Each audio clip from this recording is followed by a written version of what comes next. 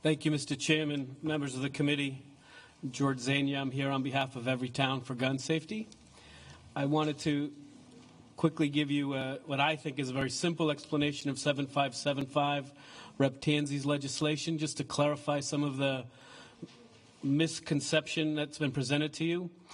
First, the federal law does say if you're convicted of domestic violence that you are not allowed to, you're prohibited from having a firearm. Now, the state law, as proposed by Representative Tanzi, would say if you're convicted of domestic violence, you have to surrender your firearm. So, as opposed to, we'll catch you if we catch you, you're prohibited from having it, it says you have to surrender the firearm. That's the first distinction between the federal law and what Representative Tanzi's 7575 does.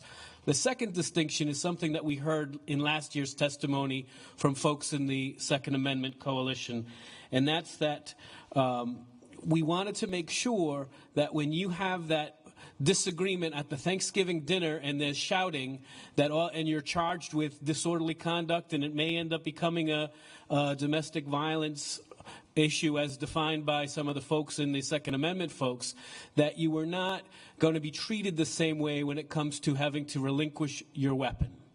So the definition for being able to have the court take your weapon away from you on a protective order mirrors the federal law that says use or threatened use of force or use or threatened use of a firearm. That doesn't undermine the definition of domestic violence in state statute, but it creates a distinction over which protective orders would require you to temporarily surrender your weapons to the court.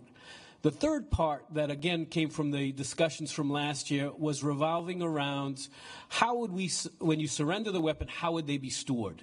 And the truth is that we couldn't come to a clear agreement on that. So like the legislature does in many cases, this legislation asks the department that is most capable to hold administrative public hearings, to promulgate rules and regulations to figure out how you will keep the weapons, take the weapons.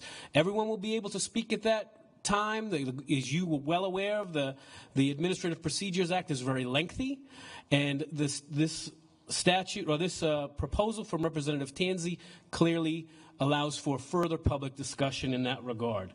The other point, if I could, just on one other point about the bill, in that there is due process, and it was clear to make sure that there was due process, that temporary restraining orders that are in place wouldn't allow for the taking of a weapon. You'd have to have the opportunity to come before the judge first. So due process is in place at every step of the way, and it's also clear, again, in the definition of which kinds of domestic violence offenses and which kinds of restraining orders or protective orders are in place to make sure that that we don't have that, what the Second Amendment folks would say are just an argument between family members and you losing your weapon. But I wanted to really spend more time on what I thought was very, I was disappointed to hear my friend and cousin say negative things regarding Representative Tanzi regarding the court system. Last year, the courts allowed Everytown to come in. Wait. Frank's your cousin? He is. In a Rhode Island way. This is a really small state. I have to say, in a Rhode Island way. We've had numerous discussions around these bills, but I want to say that Everytown was allowed in by the courts to review over 22,000 pages of affidavits and of restraining orders, over 16,000 final protective orders, 1,600 final protective orders, but 22,000 pages.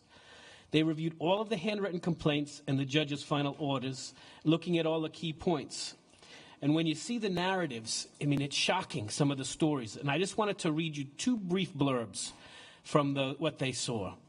One was a Providence woman with young children who wrote that her estranged husband broke into her home and said he was going back to his truck to get his guns.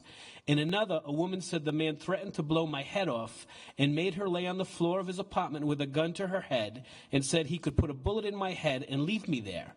In both of those cases, The judges granted restraining orders, but didn't require the men to surrender their firearms. Firearms are mentioned in 23% of all cases. Now, I know it's been presented that it's not really that big of a deal.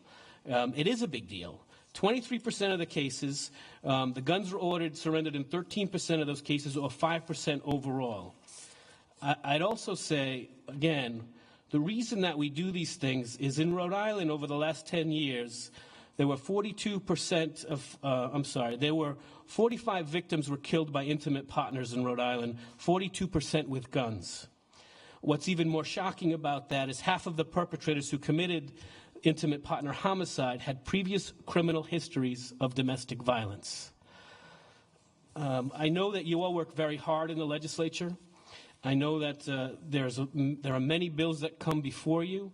This is certainly not a cure-all, but, Albert Einstein said that, I'll paraphrase, that the danger in the world in large part is when good people don't do things, don't take action. You have great opportunity here to try and prevent bad things from happening. I mean, Colonel Parry did a great job talking about police officers being in jeopardy responding to domestics. I mean, there are all kinds of hard facts and numerous cases that we can articulate, and not just anecdotal evidence that says the Rhode Island legislature has a tremendous opportunity to make a difference in protecting families, and I'd like to applaud Representative Tanzi for bringing this bill forward again.